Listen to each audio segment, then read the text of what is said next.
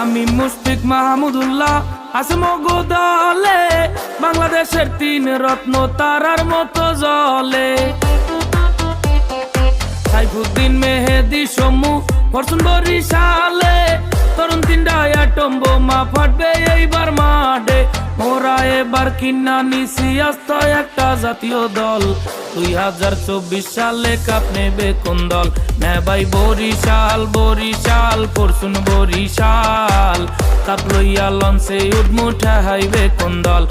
ভাই Barishal Barishal Fortune Barishal, cup লইয়া লঞ্চে উঠমু ঠাহাইবে কোন দল?